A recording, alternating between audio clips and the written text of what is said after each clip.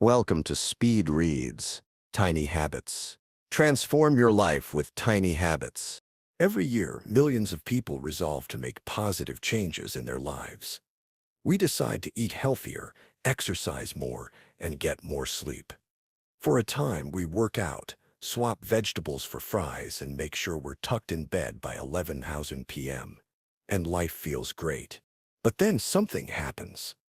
As the weeks go by, these new habits start slipping. We miss a day, then a week, then another. Soon enough, we're back to square one. Why, we ask ourselves, is it so hard to make lasting changes to our day-to-day life? Before we continue, be sure to subscribe to our channel. Your support is greatly appreciated. Stanford-based behavioral expert BJ Fogg has an answer. We simply take on too much at a time. So rather than taking it slow with, say, a new 10-minute fitness routine at home, we start out with a grueling daily 2-hour gym regimen. The problem with this approach is that we're upending our life with a change. And once that initial enthusiasm ebbs and our body begins protesting, motivation plummets, and that new gym membership becomes little more than a guilty reminder of failure. But it doesn't have to be this way. In these summary, we'll explore Fogg's alternative, creating sustainable change, one tiny habit at a time.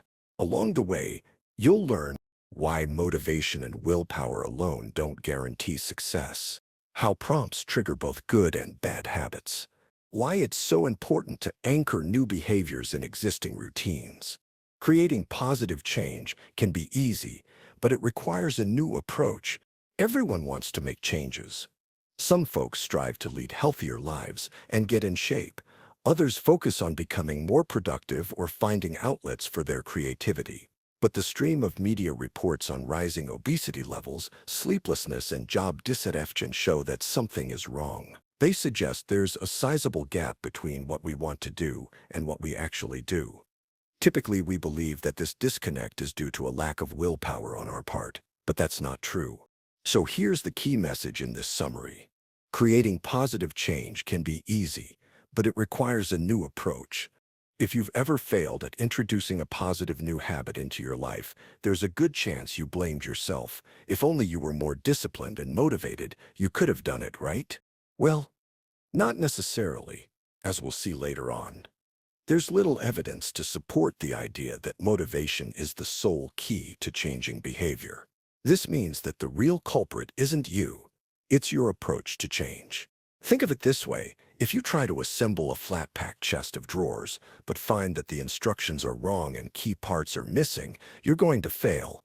It'll be frustrating, but of course you won't blame yourself. No, you'll call the manufacturer and demand a refund. But when it comes to self-improvement, we let the manufacturer off the hook. That needs to change.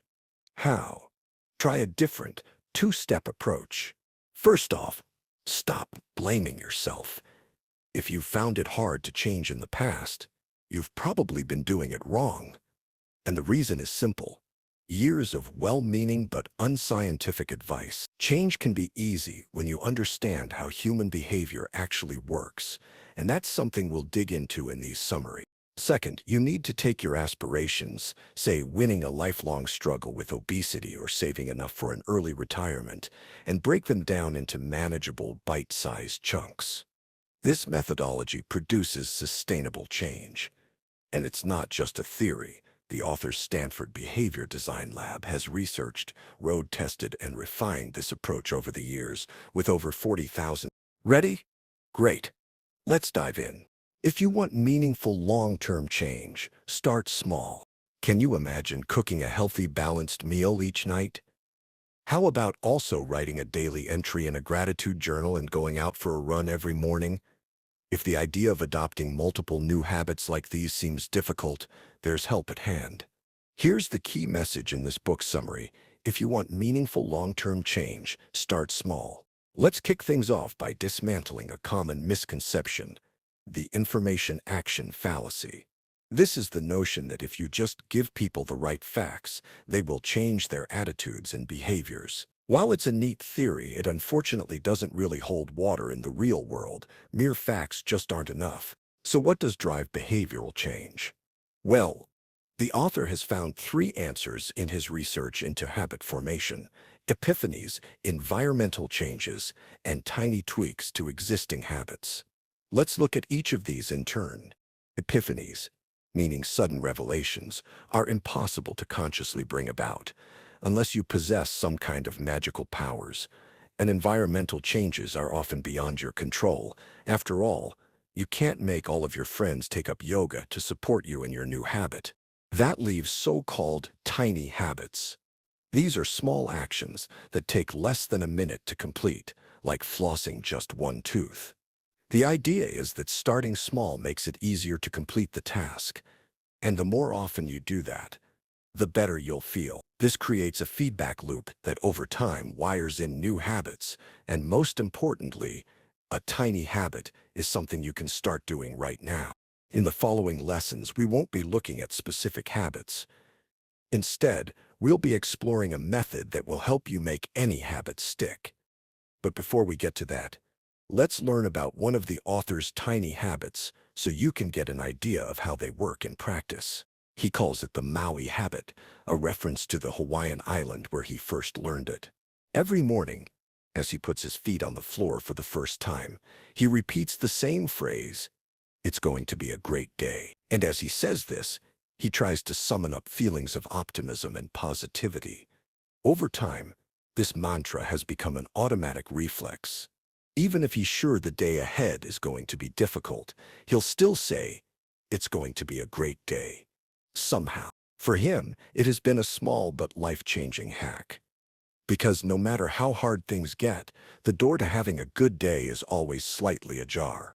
Three key variables drive human behavior: motivation, ability, and you probably already know that to change your life, you have to change your behavior. What you might not know is that there are only a couple of factors that determine whether or not you'll succeed. The key message in this summary: three key variables drive human behavior: motivation, ability, and prompts. When you really get down to it, all behaviors are pretty similar. Whether it's making coffee, showering, or brushing your teeth, they arise from the same three factors. First, there's motivation, meaning your desire to do something. Second, there is ability, or your capacity to do that thing. Third, there are prompts, which are the stimuli that trigger you to do it. Now let's look at an example of how these three factors work in real life. In 2010, the American Red Cross raised $21 million in just 7 days to help the victims of a devastating earthquake in Haiti. How did the charity convince people to donate so generously? Well, all three factors came into play. Together, they triggered the desired behavior: giving money. The earthquake's consequences for Haiti were well publicized and heart-wrenching, so motivation to help was high. Also, donating was very easy. All you had to do was reply to an SMS you received. This meant that people had the ability to give money without even having to fetch their credit cards. The author, for example, donated while working out at the gym. Lastly, the SMS prompt was a great way of grabbing people's attention and encouraging them to donate right then and there. When all three variables coincide, behavior becomes much more likely. Sure, motivation alone occasionally inspires people to do extraordinary things, like mothers to lift cars to save their children. But generally, people's motivation levels aren't that high, which is why they'll only take actions that are comfortably within their abilities. And even that only happens when there's a clear prompt. Take a habit that many of us would like to drop: checking our social media accounts first thing in the morning.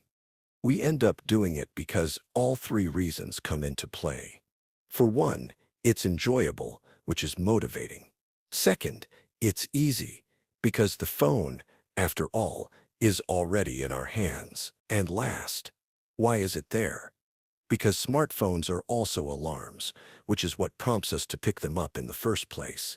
This all means that the easier a behavior is, the more likely you are to do it, and as you'll discover in the next couple of summaries, this insight will help you make unwanted habits less likely and desired habits more likely.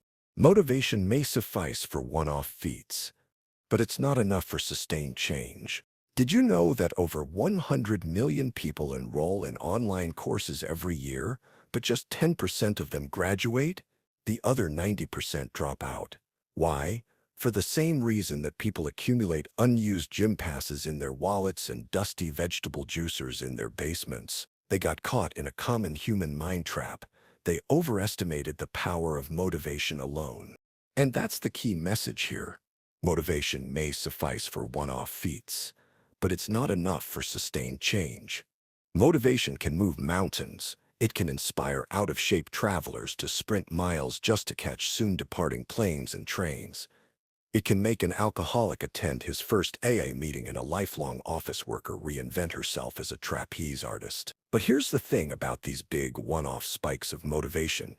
They're perfect for doing hard things once. Sustainable change, however, means doing the same things day in, day out, and that's something many people forget. Instead of concentrating on what they can do right now, they focus on aspirations. These are long-term goals like reducing your screen time, being more patient with your children, or losing 12% of your body fat. Science are abstract outcomes. They tell you about the results you're trying to achieve, not how you're going to achieve them. And motivation alone won't do the trick. Imagine someone offering you $1 million if you can cut your blood glucose level by 10% right now. It doesn't matter how motivated you are. It's an impossible task, for the same reason that you can't suddenly get better sleep or lose 10 pounds before dinner. Behavior is what bridges this gap between the present moment and the desirable future outcome. Let's take an everyday example, saving, to see how this works. Most banks advise you to keep an emergency fund in case, say, your roof starts to leak or your car breaks down.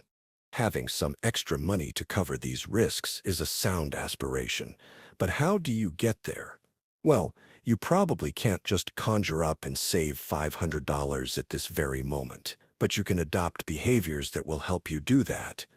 For example, you could call your cable company right now and scale your service down to the lowest level. Or you could empty your pockets and put that change in a jar for emergency funds.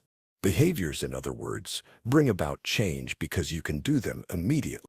The easier a habit is, the higher the chances that you'll adopt it. When Instagram launched back in 2010, its founders already knew that people were motivated to post photos of themselves online. But no one else had focused on the second variable of behavior, ability. And that's what set Instagram apart. Taking, uploading, and posting a photo took just 3 clicks. It was remarkably easy, and people loved the platform for it.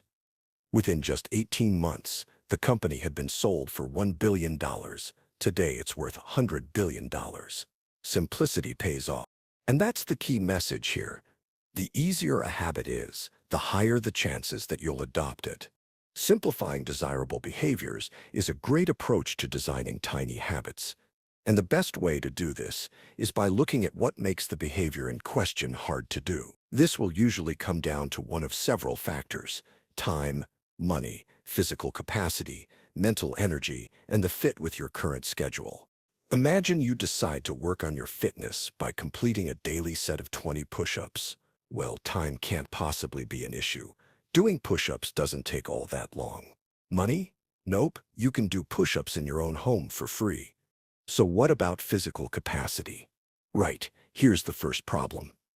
After all, maybe you haven't done a single push-up in years, so you just don't possess the upper body strength needed. And then there's your mental energy. Push-ups aren't exactly fun, especially when they're also a physical struggle, so motivation might be an issue too. With these factors in mind, do you think your push-up regimen is likely to become a habit? Not really, right? When your ability to do something is low, you'll only do it on days when you're riding the motivation wave. And as we've seen, big motivation spikes are good for completing difficult one-off tasks, but less effective for repeating behaviors again and again. This means you need to focus on ability when designing your tiny habits, and make them as simple as possible. So, say your daily target is completing 2 wall push-ups. They're easy and also build body strength. Doing them doesn't require much motivation, but they still make you feel good. This lowers the bar for you to take action every day, and makes it more likely that this will stick as a habit. As you can see, adopting this lens to troubleshoot new habits helps you find ways to simplify them and wire them into your life. You can design prompts to trigger your own desired behaviors. Wherever you are, you're surrounded by prompts that trigger specific responses. Whether it's the rumble of an empty stomach telling you to eat, or the green traffic light that makes you hit the gas, these prompts announce, "Do this behavior now." This process is often unconscious. You just do something without giving much thought to why. And this automaticity presents a chance to cement positive changes in your life. So what's the key message here? You can design prompts to trigger your own desired behaviors. Different types of prompts already exist in life, and many are badly designed. Snooze buttons on phones, for example, are frequently bigger than the alarm off buttons, making it easier to doze on than to get up. That's a good example of an ineffective contextual prompt, meaning a prompt in your environment. Then there is the person prompt, meaning something inside you that tells you to perform a behavior. For example, when you need to pee, you feel pressure in your bladder, and that's a prompt that works every time. Unfortunately, there's no built-in person prompt to remind you to pick up the dry cleaning or that it's your mother's birthday this weekend. But the most effective type of prompt is the action prompt. These are the easiest prompts to hack, which is why they're a valuable tool to shape tiny habits with. Action prompts are behaviors you already perform, which also prompt you to initiate new behaviors. Take an example from the author. When he decided to work on his fitness, he looked for a reliable prompt that occurs multiple times a day. His solution? Going to the bathroom. And so every time he flushed, he did 2 push-ups. That soon became a rock-solid habit. 7 years later, he still does it. Depending on how much water he drinks, he sometimes ends up doing 50 push-ups a day. The reason action prompts work is simple.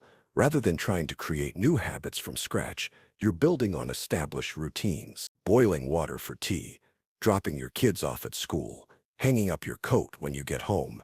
Any one of these pre-existing behaviors can become a prompt for new ones. Best of all, they don't require any thought. With a little practice, flushing toilets and boiling kettles become automatic triggers to do push-ups. Practice mindful breathing or whatever else you'd like to start doing. So does this mean that you can choose anything as your action prompt? Not quite. In the next summary, you'll find out what kind of prompts work best for your new habits.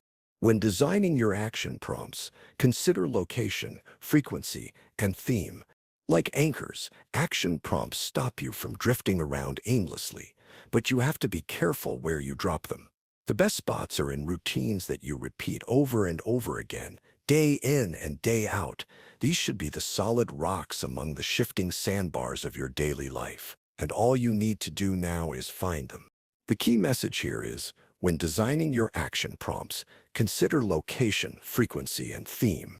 The first thing to think about when you're designing action prompts is physical location. Does it make sense to use your bathroom as a prompt for push-ups, for example? If you work from home like the author, sure. But if you're in the office all day, you might want to use another prompt. Then there's frequency. If your tiny habit is something you want to do once a day, choose something that happens once a day. One of the author's clients wanted to adopt the tiny habit of listing each day's upcoming tasks in the morning. So she anchored it to her once-a-day routine of dropping her kids off at school, which worked well. On the other hand, if your tiny habit is something that you want to repeat more often, your prompt should be an action you perform multiple times. Finally, the best anchors are thematically linked to desirable behaviors. Say you want to drink a glass of water every morning. As a prompt, you might choose your daily habit of watering the jade plant in your bedroom. The theme here could be care. Giving the houseplant water makes it thrive, which is also what you'll do if you water yourself. Brushing your teeth, by contrast, isn't a good prompt to sweep the garage.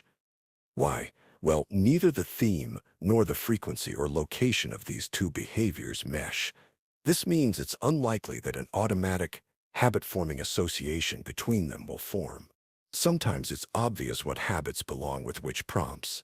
If your goal isn't to keep your garage clean but to floss more consistently, then brushing your teeth is a pretty good prompt. But other habits are harder to figure out, so remember that designing prompts is an experiment. Take it from the author. He tried breathing mindfully for a minute each evening when his head hit the pillow. It was a good anchor, but he wasn't getting the benefit he hoped for. So instead of the breathing exercise, he decided to use the same prompt for another habit, bringing to mind one thing that he was grateful for. That produced a happy little zing in his brain, telling him he'd found the right prompt for the right tiny habit. The more you play around with forming habits, the better you'll get at applying the principles we've explored in these summaries. When that happens, you'll begin to feel those happy zings yourself. And that means you're at least one small step closer to realizing your aspirations. Final summary. The key message in these summaries. Conventional wisdom says that creating positive change is all about willpower, but this is wrong. The best way to change your habits is to start small and avoid biting off more than you can chew. Human behavior is driven both by what we're motivated to do and what we can do. This means we tend to prefer picking the low-hanging fruit and doing the easy stuff, and that's the key to designing tiny habits. When you make something simple and easy to do, you're much more likely to actually do it. Actionable advice. Use starter steps to keep your new habit alive. Taking up new habits is all about shifting your perception, and that takes time. This is why it's good to start slow. Remember, you don't want to kill off your new tiny habit before it has had a chance to grow roots. That's where the starter step can help. This is a small move toward the desired behavior. Say you have the goal of walking 3 miles a day. Your starter step could be simply putting on your walking shoes in the morning. Tell yourself, I don't even have to walk. I just need to put my shoes on. This will make your walking habit seem less daunting, and soon, you may well be walking around the block and beyond. Thanks for listening to this speed read. As always, be sure to comment any questions below and hit that subscribe button so we can continue to bring you more content like this. Thanks for listening. See you in the next speed read.